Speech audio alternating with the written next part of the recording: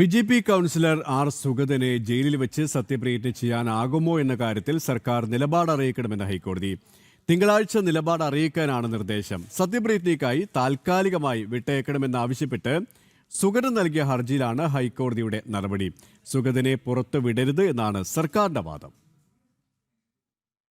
14-ാം തീയതി സത്യപ്രതിജ്ഞയ്ക്കായി താൽക്കാലികമായി വിട്ടയക്കാൻ സർക്കാരിനും പോലീസ് മേധാവിക്കും ഉൾപ്പെടെ നിർദ്ദേശം നൽകണമെന്നാവശ്യപ്പെട്ടാണ് തിരുവനന്തപുരം വാഴോട്ടുകോണം കൗൺസിലർ ആർ. സുഗതൻ ഹൈക്കോടതിയെ സമീപിച്ചത്. ഹർജി പ്രാഥമികമായി പരിഗണിക്കവേ കാപ്പ ചുമത്തപ്പെട്ട് ജയിലിൽ തുടരുന്ന പ്രതിക്ക് താൽക്കാലിക വിട്ടയക്കൽ അനുവദിക്കരുതെന്ന് സർക്കാർ അറിയിച്ചു. തുടർന്ന് ഹൈക്കോടതി ജയിലിൽ വെച്ച് സുഗതന് സത്യപ്രതിജ്ഞ ചെയ്യാനാകുമോ എന്ന് സർക്കാരിനോട് ആരാഞ്ഞു. തിങ്കളാഴ്ച ഇക്കാര്യത്തിൽ സർക്കാർ നിലപാട് അറിയിക്കണമെന്നും ഹൈക്കോടതി നിർദ്ദേശം നൽകി. കാപ്പ ചുമത്തി ജയിലിൽ അടച്ചത് കാരണം സത്യപ്രതിജ്ഞ ചെയ്യാനാകുന്നില്ല.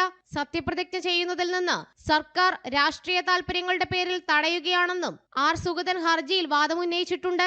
സത്യപ്രതിജ്ഞ ചെയ്യാൻ അനുവദിക്കാത്തത് ഹൈക്കോടതി ഉത്തരവിന്റെ ലംഘനമാണെന്നും സുഗതൻ വാദിക്കുന്നു. കാപ്പയ്ക്ക് ആധാരമായ 2 കേസുകളിൽ സുഗതന് നെടുമങ്ങാട് മജിസ്ട്രേറ്റ് കോടതി ഇന്നലെ ഇടക്കാല ജാമ്യം അനുവദിച്ചിരുന്നു.